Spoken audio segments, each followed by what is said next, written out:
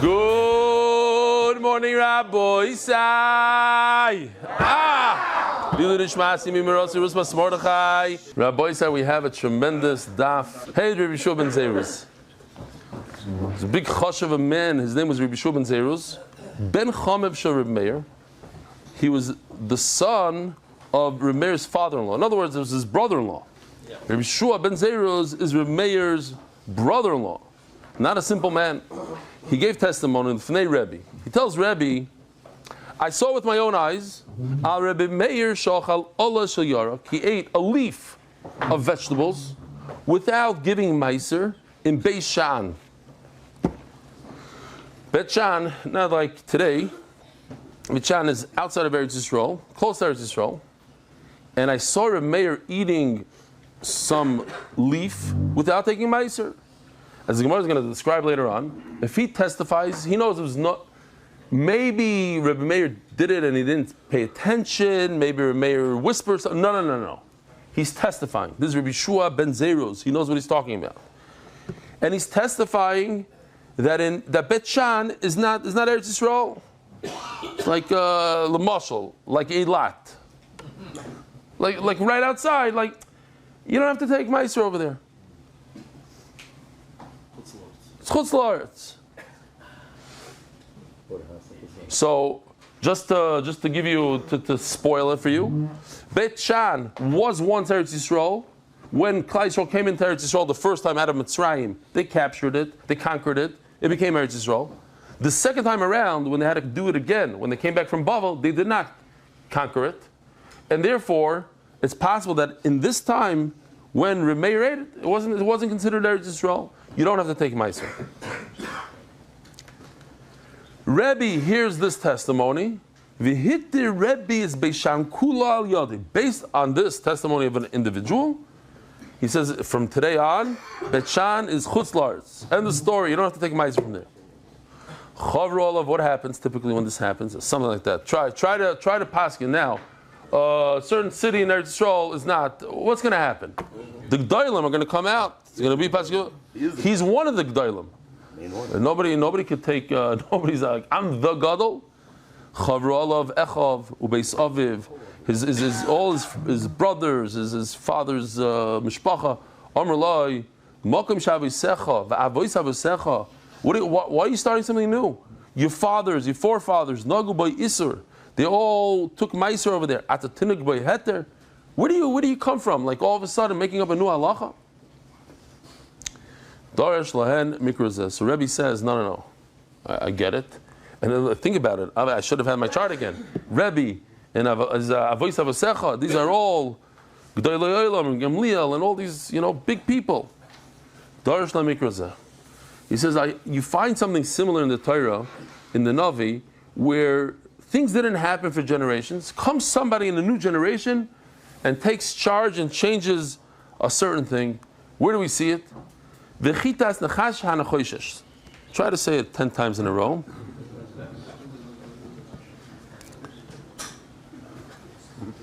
V'chitas nechash hanachoishesh.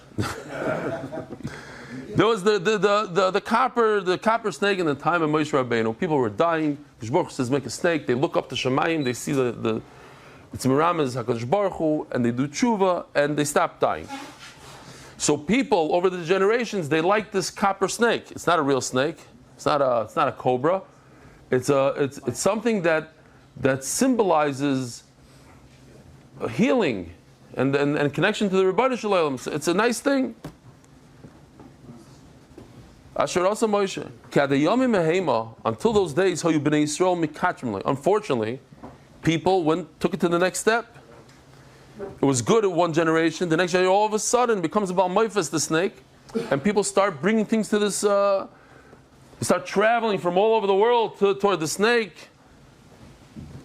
Vayikra lo in the Chushtan.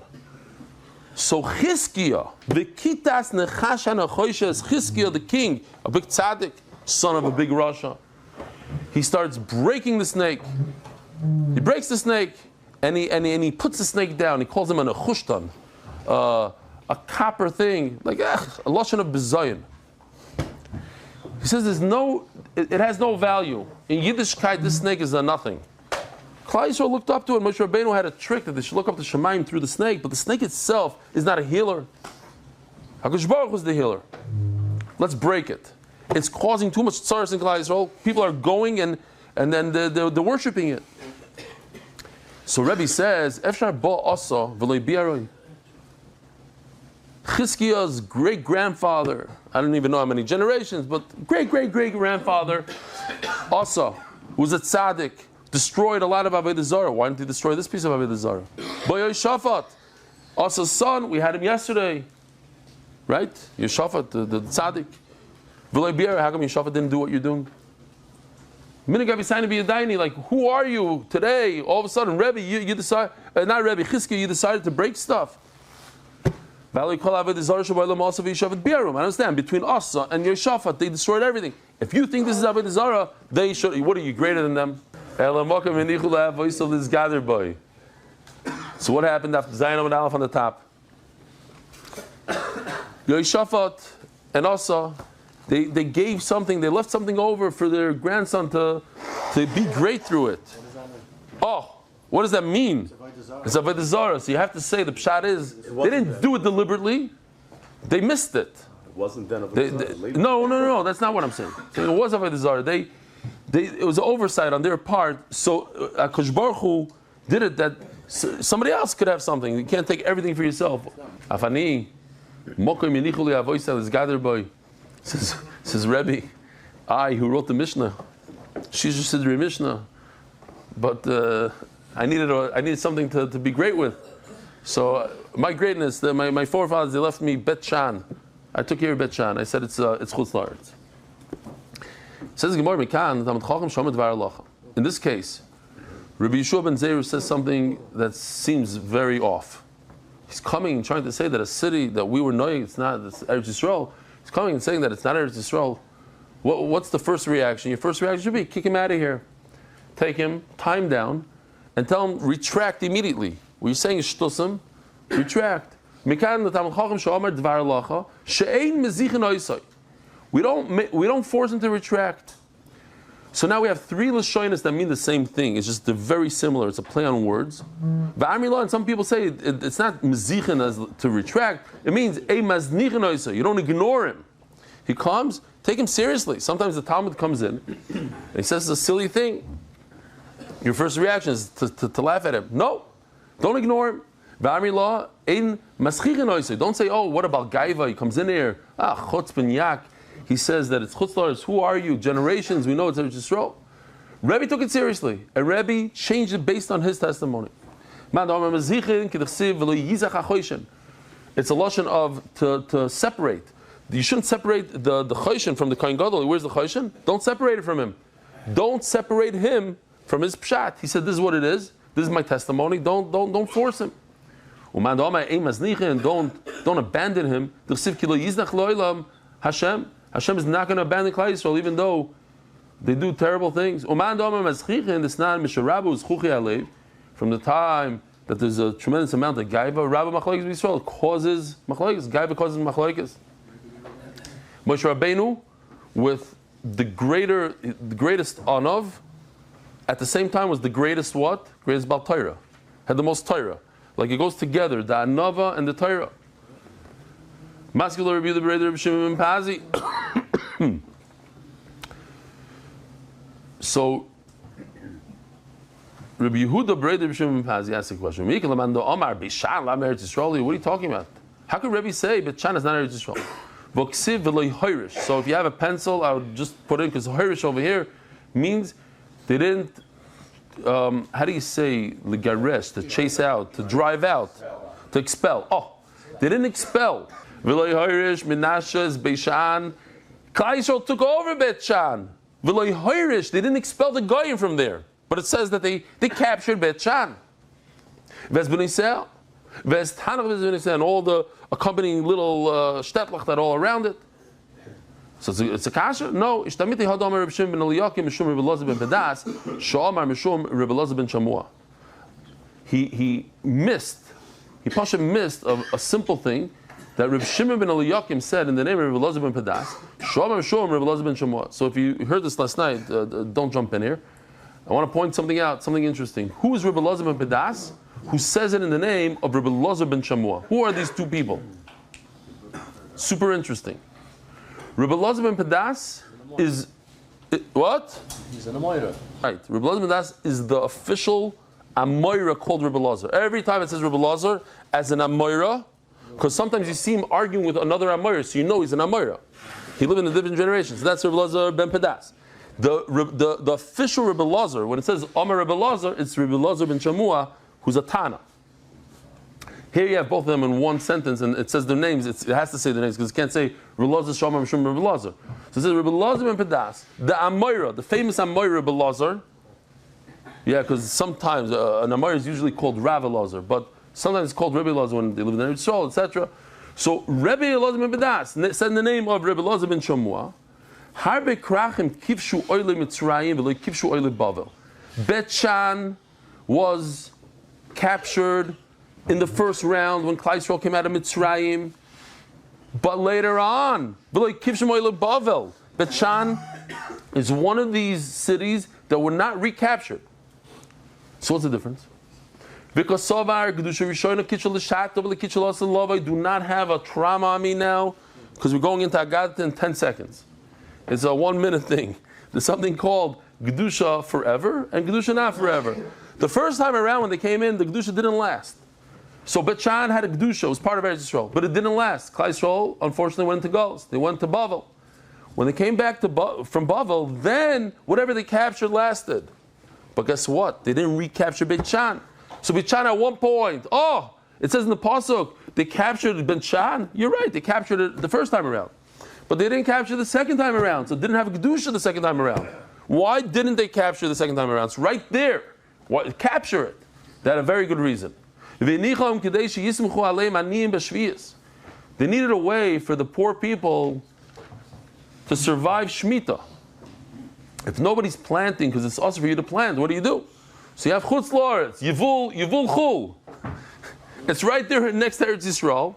We don't capture it, so it has a loch of Chutz La'aretz, and now I can plant on Shemitah, and now the poor people have what to eat. I think you're thinking that Bet Shan is in the center of Eretz Yisrael, and they didn't capture it, so it's like it's on the outskirts of Eretz Yisrael. It's like Eilat. Think about it as Eilat.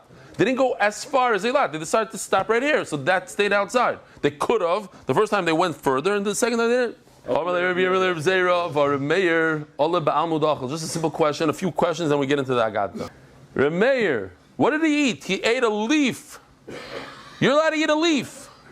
Rabbi said in Hilchas Trumas HaMaasros, you only have to. First of all, what are you chayiv on Trumas HaMaasros Midiraisa? Only you dagon, tears, v'yitzar, wheat, wine, and oil. But besides that, he ate as you're eating. If you're eating achilas aray, you're picking. There's a tomato that didn't have a gemar malacha.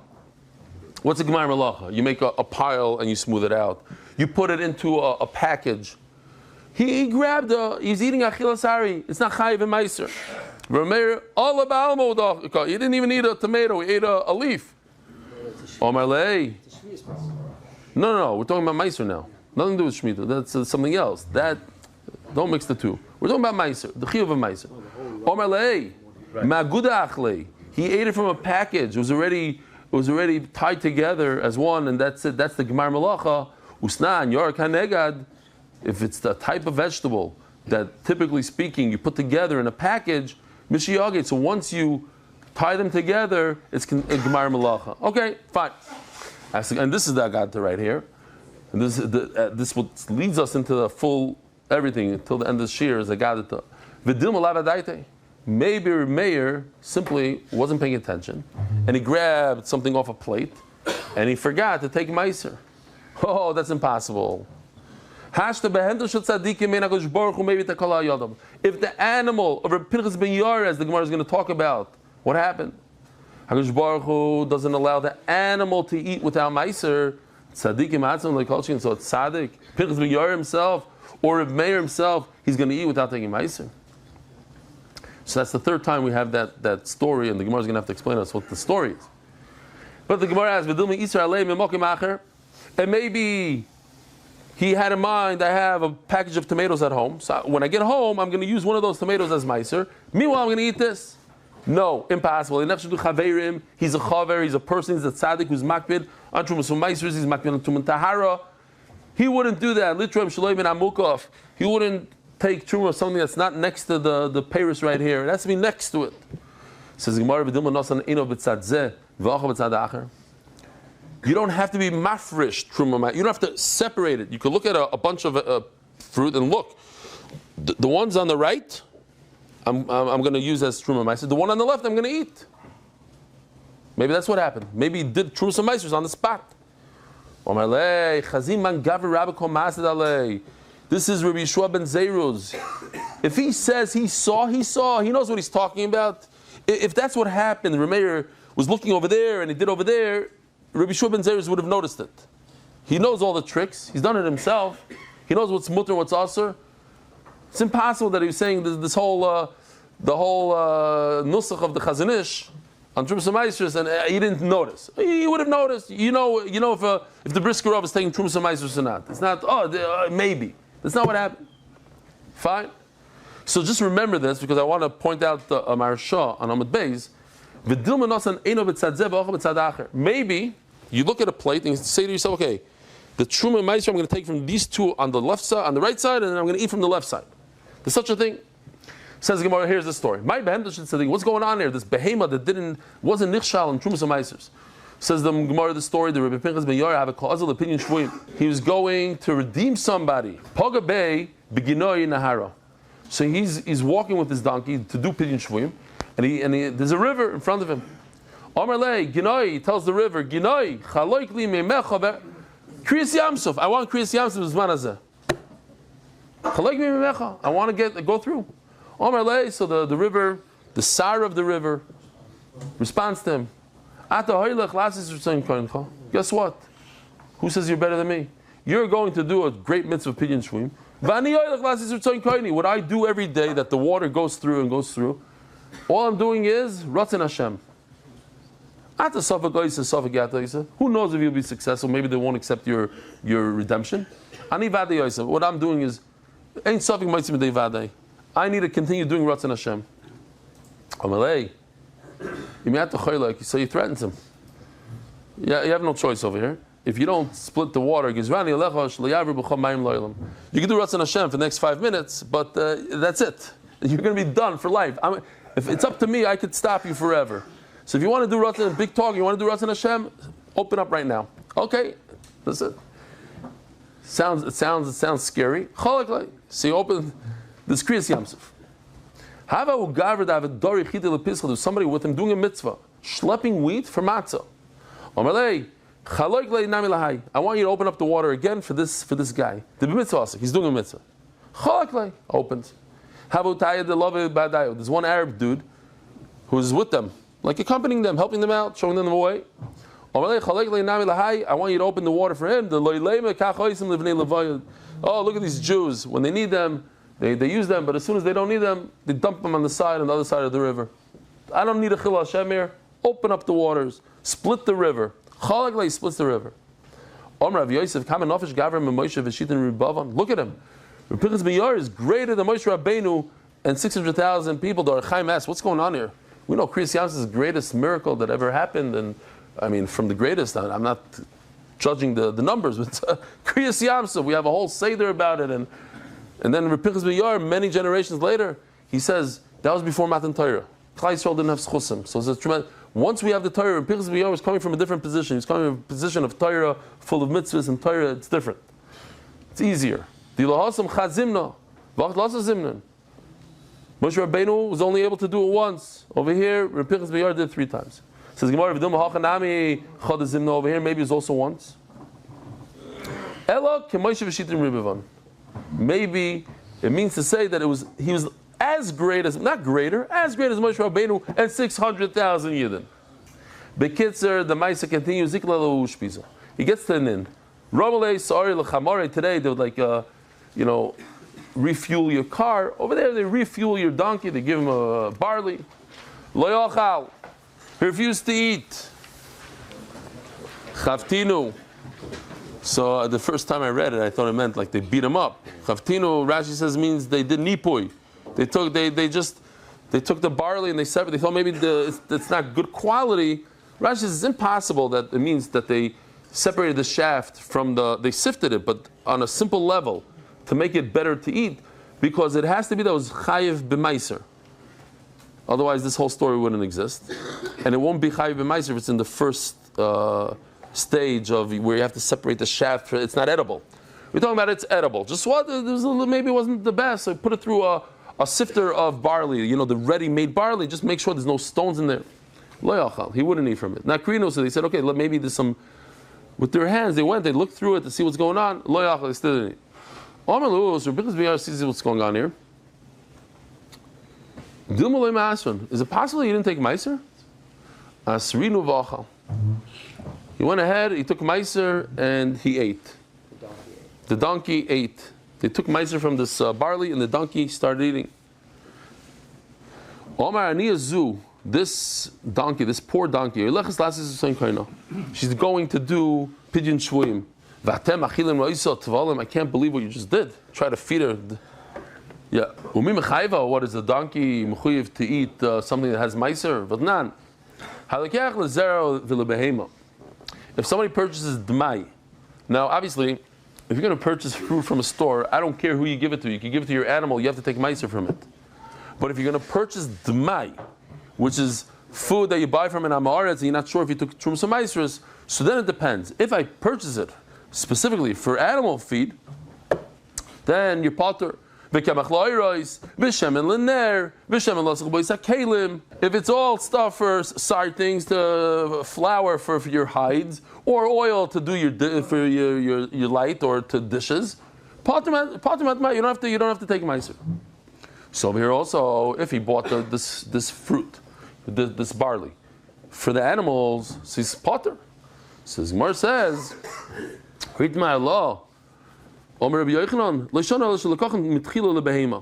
that's because if he purchases it initially for the animal. If you bought it for your own consumption and then you decided you wanted barley for your chont, and you said, I have a bunch of barley, let me give it to my animal, then it's too late. Then chayiv la'aser. I just love this lashon in Tosfos, tap Tosfos. U'reish rabbi le'mishana midi doesn't say elaheshiv lehem the machmira nafsha. The donkey is potter. The donkey is potter for meiser, but the donkey is a machmir, chamor machmir. It's a murder lashon. Vatanya, and if you have a pencil, you should write the word benichusa right above the word of Vatanya. It's not a question; it's a raya. Vatanya, halikach peres min ashuk la'achila. If you take fruit from the marketplace, to eat. And then later on you decide to give it to your animal. Do not use it for your animals. You must take meiser. Shoma Rebbe heard that Pinchas ben Yair is coming. He ran out towards him. Please do me a favor. I want you to come eat by me. So he says, sure, I'll come eat. As we're going to see at the end of the story, Pinchas ben Yair has a minhag, he doesn't eat by anybody. He said yes to Rebbe, but Rebbe is the Gadol Adar, wealthiest man in the generation, greatest Gadol, Tzaddik. Rabbeinu HaKadosh, he's Kadosh.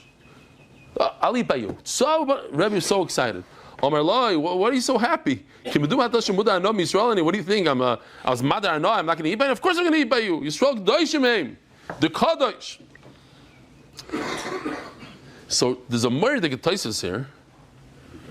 Every Tosfos, but we do every Tosfos. I'll just do one more line and then I'll read the Tosfos. Yesh, he says, Yesh roitzev ein loi. There are many people who want to invite people, but they pasha don't have. He says Tosfos. I hope I have it here. Yeah, Tosfos. V'afilu hachi yikru g'doshim.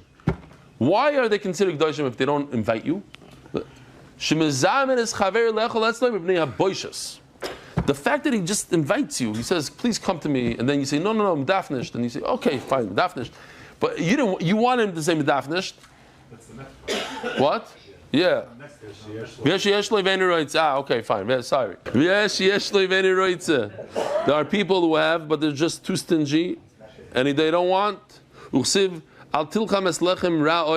eat bread with somebody that has a bad eye, stingy. And don't have a taiva for his unbelievable foods.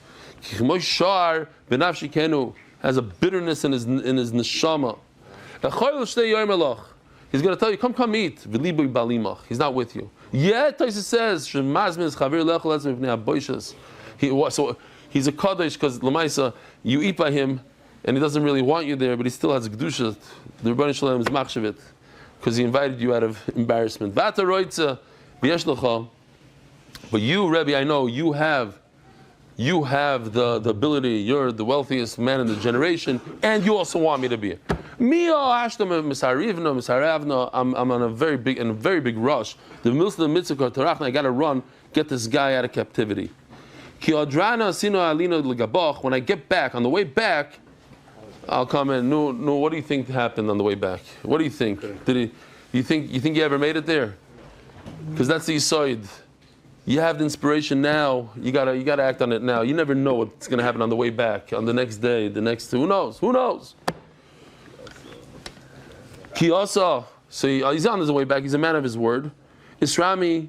It happened. All bahu pischa. This Isrami is a big word. Isrami just happened. It's not just happened.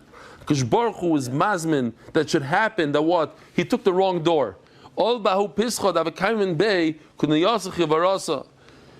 A bunch of pit bulls and Doberman pinchers, white donkeys, the worst of the worst. These white donkeys are killers. Omar, Malchamav is bevesa. In the video, when he says Malchamav is bevesa, you'll understand. It's confusing. All of a sudden, it turns into Malchamav.